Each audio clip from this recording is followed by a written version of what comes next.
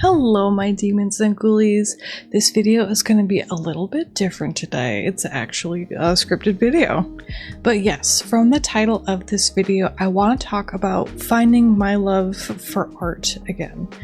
As someone who does freelance art for a living, creating art for others as my 9 to 5, and then creating art for myself only after those hours, along with the other stresses and activities of life, I've been a little burnt out. Now, don't get me wrong, I don't want to sound ungrateful because I love my job. I love what I do, helping others bring their creations to life. I stream my job and have a great time doing it. I love to share and show off the art that people bring to me. But because I've been unable to do that for myself recently, I haven't been able to give myself that nice catharsis of simply creating. Art is my hobby as well as my job and my passion. I kid you not when I say that I need to draw. If you know me IRL, you'll know that I usually carry a sketchbook on me almost everywhere I go. I need to draw. I feel like I've been struggling so much with this because, especially with the wake of AI and social media, it feels very defeatist, I guess is a good way to put it.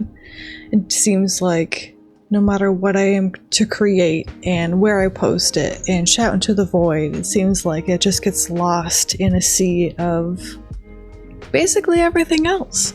And especially with the political climate, I feel like it has also put a damper on my mood, as I'm sure it has for many people, and that pulled me away from my love to create, even though that in and of itself is the best solution for when the sad hits, is to draw what you feel and to create and to push and to strive. And I forgot that, and that seems a little incredulous to say, but I jobified my passion and my love. And like I said, I still love my job.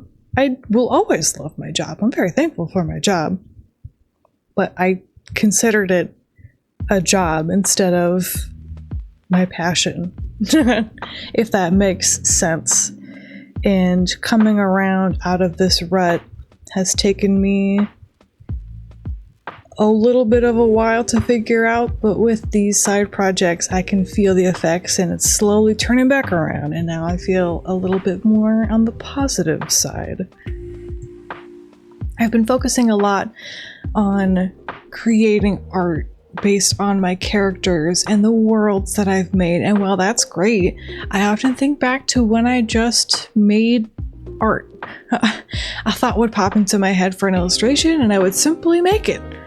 I miss it. I miss creating simply for creation's sake. A way to process emotions and thoughts. Just scribbling down on paper and not feeling like it has to be this perfect thing. Life is all about balance, right? Trying to find that sweet spot to make everything you want work for you, not the other way around. In an attempt to get this balance without spreading myself too thin, which I find easy to do, I've diversified myself a little bit. I've been enjoying playing games with my homies almost every night, whether together or some kind of parallel play. Sometimes even watching my friends play a game or watch a movie together while I draw for myself off to the side is the best way to wind down for the night. Some weekends I also try to pull myself away from the computer entirely and get outside, which is easier said than done. Recently, me and my husband took a trip to Catalina for a nice long weekend for a cleanup dive. We're both scuba divers. I scuba dive very infrequently, but I pushed myself to make some friends this weekend and do an additional dive aside from the cleanup. Cleanup was really fun, by the way. The additional dive, also an incredibly rewarding experience. I'm so glad that I pushed myself to do it. Speaking of rewarding, I've been working on a ton of little side projects with media I don't typically use. I'm sure you've seen recently on this channel, but I've been making a lot of these little horror animations in Blender. It's been such a great time learning and really making the things in my head real in some capacity, even though they're very short and brief. I love horror and always felt like the drawings I've made have never conveyed enough of what I really wanted them to be, emotionally, spatially, especially, etc. Having this little outfit has expanded my tool set, which has been great, but also been a plethora of ideas for future projects. So that feels very refreshing. Starting each project with a simple sketch in my sketchbook has also brought back my love of just that, sketching in a sketchbook. It's been really nice to be able to some days go to a little cafe, bust out the sketchbook, and just whip out a quick little doodle or a little study of what I see around me and continue on with the day. The other side project that I have been very quiet about is a very liminal space photo series, something to that effect, called Nowhere Nonsense. It's technically the username of nowhere.nonsense on Instagram, and Blue Sky is a collage photo series that I make in my sketchbook, featuring a bunch of stickers that I've gotten of dreamcore, weirdcore, kind of traumacore, and making them into a little collage photo set of dreamcore, weirdcore, traumacore, etc. And I've taken and I've edited. Some are actually just actual images that I've taken and then edited to be a lot more liminal. I even got a shitty little point and shoot camera to do it with, so that I can get that extra authenticity, that graininess, that noise, that good stuff. I've had this name, Nowhere Nonsense, in my head for a long, long time, and I know I wanted to do something with it, something to the effect of something liminal, because I love liminal spaces and that sort of eerie, nostalgic horror that it has. And initially I wanted to make a podcast with it, or some kind of audio novel, something to that effect, and maybe I still will, so, watch out for that. So that could also be an avenue I explore in the future. Hi!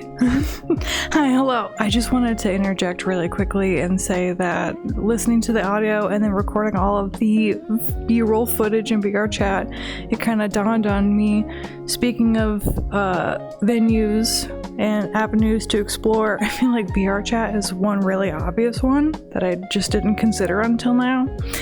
I think I've mentioned it before, but I used to do a lot of roleplay when I was younger.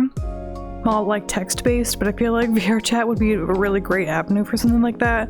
Get a bunch of friends together, go to some kind of, or make an event where you all just kind of act out a story that you want to, or, make some sort of collaborative effort together with friends and do kind of whatever you want. I feel like it could be for fun, but it could also be for some kind of project, so maybe something like that in the future as well. Who knows? And speaking of side projects, I also wanted to mention other aspects of my life where I've been more involved in, I guess, but aren't quite traditional art, is I've been doing a lot of sewing and I've been doing a lot of baking. For sewing, obviously, I do think that falls more into the art category, as every piece of clothing you make is sort of a work of art, some avant-garde fashion, which I very much enjoy, because I don't know about you guys, but I find for the most part that a lot of the clothing and fashion that I see in the world is something I do not want. I do not like the style of, and there's also the concept of fast fashion that I am not a fan of. So making my own clothes, or even just making a tote bag to use, has been very cathartic, but also I know that I'm wearing what I want to wear, and it's also one of a kind, which feels really, really nice. But also with baking, I find this is more of a genuine stress relief catharsis sort of art form. I love sweets, but also something about actually physically using my body to make a food that I then consume feels sort of a full circle effect. To take it from beginning to end and then consume is very almost not spiritual, but cathartic. I make a lot of sourdough bread, and it's really, really nice to take this essentially living thing, your starter, to raise it up as a dough, and then to bake it and have this beautiful end product, and then have it nourish you in return is really, really nice. I know that it seems like every white girl is making some sour bread, but I don't know, I do recommend giving it a shot, or at least like take some pride and joy when you make food for yourself, because you are making art in a dish, and then you are nourishing your body and soul by eating it. So that sort of ritual aspect of it is really, really fun. And I think committing myself to these different medias has flourished in my life in other ways, in terms of like baking. Lastly, the biggest thing that's helped me so far is traditional painting with acrylics or watercolor, feeling that every brushstroke is basically final. There's no undo button or transform, rotate, whatever. It's been very refreshing. I have to commit to every line and make it work. It's very freeing, and if you find yourself in a similar rut, I recommend it. It doesn't have to be with high quality supplies. It doesn't even have to be finished. You just have to start. Get dirty, get some brushes, some cheap brushes, or even get some finger paints and go crazy.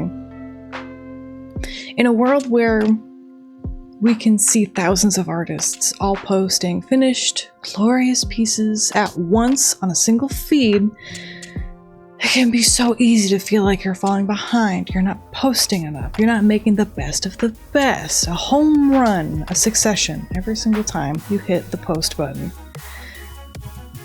And if that piece doesn't reach like you want it to, it only gets a couple likes, a couple reposts, etc., it feels like the most crushing defeat, even though the point of creating art is never to really get those comments, the likes, the retweets, the reposts, whatever.